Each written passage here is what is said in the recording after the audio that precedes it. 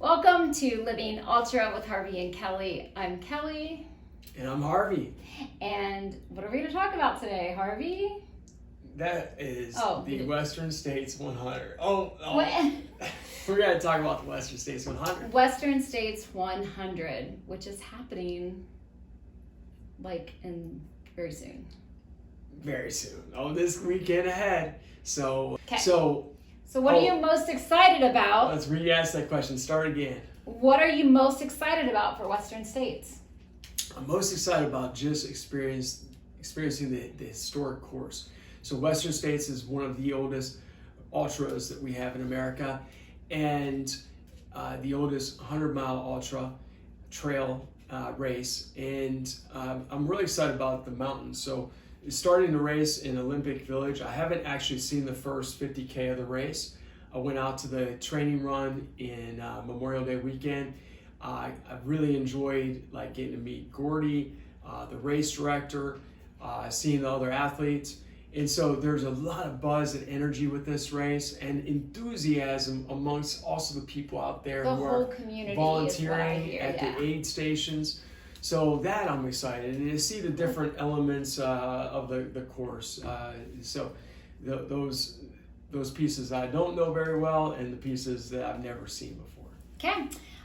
So with this being your first time out at Western States, is there anything that you are anticipating being a big challenge for you, or are there parts of it that you're nervous about? Sure. So what I find challenging about the course is that it has a net downhill. So there's 22,000 feet of descent and 18,000 feet of ascent.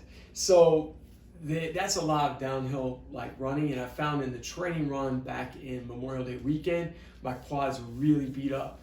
So I would say that is a dimension, is running as smooth as possible, but also quickly going downhill and not totally burning myself up to leave energy to run the last 40 miles, which are even maybe arguably the most runnable part of the course.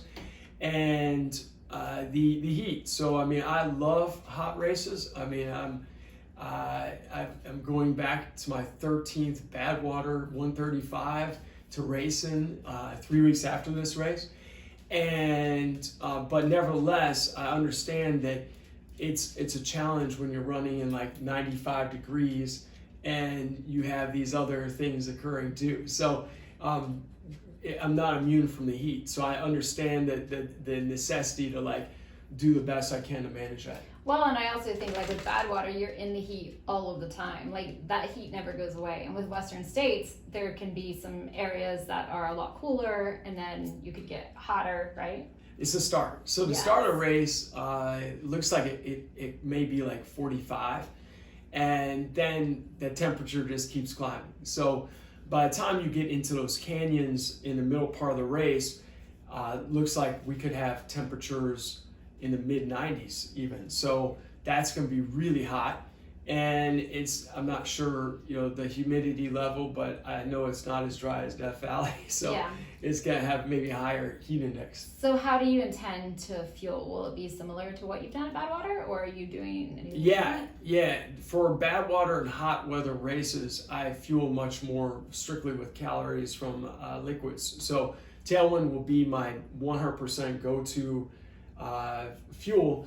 I'll also be grabbing watermelon, maybe some bananas, gels, in some cases where they're available, some Oreo cookies, but the bulk of my calories will be coming from Tailwind, and also snacks wherever I can grab them. So how does this race differ from other races that you've done? And if it does differ from other races you've done, how does it differ? Yeah, so Western States is a lottery race. So I've never had a race where it was this big of a deal to get into it, in the sense that it's challenging. You have to reapply for the lottery year after year. And so that's unique. Like I met some people at the training run in May that like miraculously got in on their first ticket, and I met a couple people that they had just gotten in after like 9 or maybe even 10 times of applying. So you have the whole gamut. And I also got in the race. This was my 3rd or 4th year applying, and I got in with my essay that I wrote to Ultra Running Magazine. So they selected my essay and selected me to be the runner that they had in the race. And so that's also a neat aspect I've never had before. But the descent. So I feel like I've done other like trail ultras. Like so I have done other similar trail ultras in the sense of like the amount of climb. Like Superior 100 is 20,000 feet of climbing. I'll do my best to like try to like run with it, pushing a little bit, but also conserving myself. Hopefully that I can run a consistent race throughout. Yeah. And ultimately, we'll see how that plays out. So with the descent going into this race, how did your training differ from other races? How did your training differ leading up to this? Well, I tried to, I went to the training run, the Western States training run, and to be honest with you, if I could give you one thing from this video, it would be if you get into Western States, 100% go to that training run. It's a 3-day event. And even consider if you don't get into Western States to go to this. I had no idea that anyone. It's open to anybody, anyone. So you don't have to actually be on the race roster for that year. Do not. You can. And so a lot of people come from like that region or the Bay Area, and they do it every year. But it's so much fun because you don't have the pressure of like how fast you're going to finish for the day. You can take your time. You can stop at the aid stations for 10 minutes and just chat to people. And you can stop and take photos along the course. I honestly really loved it, and it was really cool. A really good value. They carted us out to a few places with the buses, and they had staffed aid stations. I mean, it was really nice. So like having had the experience of seeing 70% of the course was amazing. And then the other thing is that also like with the time I had to train, I mean I had a month between that and the race roughly, and it just informed me that I had to work on my downhill descents more. So after that, I let my quads recover for 5 or 6 days, I think, and then I really started working like the downhill descents. So like I would run quicker than I had been in the past on the patches that I had been running. And I mean, even like what was amazing is our honeymoon going to Montenegro and Kosovo and then on to Portugal. Every time we were everywhere, we were near mountains on those areas, which are not found in Ohio. And it was different. Like Ohio, I was out this morning running up and down a hill that's 320 feet. So there we were able to like really put in some nice stretches, including like, remember as you were driving the car, let me out on the road because there was a super long descent on the mountain, and I'm just like flying down the mountain at like a sub 6 minute pace. Like, so that was fun. Like, and running up the mountain behind Couture in Montenegro. That's one of the things I feel like that I really love about you is that you are super spontaneous. I mean, you're methodic with your training, but you're also very spontaneous. So as we're driving, down. Yeah, we had no plan for that. Yeah, and you're like, oh, this looks great. Like, can you pull up? This is why I always also travel with a book. So if he needs to take an hour to run up the hill, I can read, or if I don't feel like running up the hill with you, I have something to do. There we go. Yeah. Thank you. Okay. So one more question.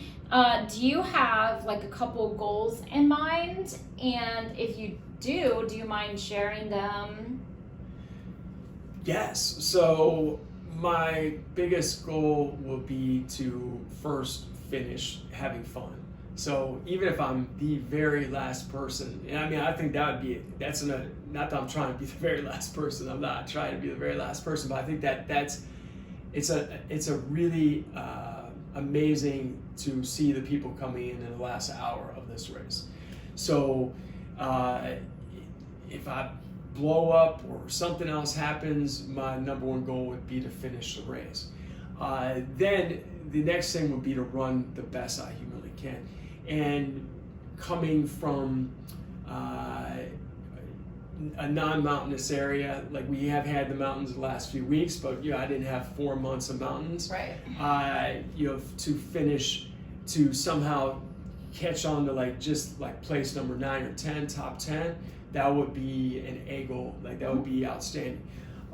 But otherwise, just to execute my plan as well as I can and keep moving quickly throughout the day, try to run my very fastest race I can run, that would be outstanding too. But number one, have fun, take in the experience, finish the race. Yeah. Okay. Yeah. Awesome. Thank you. So I'm excited as well. I'm going out to Western States to crew. So that will and you'll capture some more video. Yes. And you'll share the after yes. experience. So I am going to share on YouTube Shorts throughout the race of different updates and behind the scenes things that's going on with either Harvey running or with crew, and then follow along to see how you can get involved into our post-race video that we'll do after Western States. And then we have really back-to-back races. So after this, it'll be 3 weeks to Badwater 135, a race that I am familiar with, which will be a total turn in that regard. And then to a new dimension, the Bigfoot 200, which that's going to be a big mammoth challenge to tackle as well. And so it's exciting to have those races lining up. And so here we go. Okay, thanks for joining us. And thanks for the support. Yes. The positive energy messages we've been receiving. So yeah. Cheers. Bye. Go get it, honey. There you go. You get a little frisky over there. No. Yes, you were. No, I was not. You were getting a little frisky. So this is a new race for you. Western States is a new race. Yeah. Yes. We've got some questions. Yeah. Right? Okay. Here we go. All right. Okay. Right there. We're getting to it. You're pussyfooting around. I'm not honey. pussyfooting around. Yes, you are.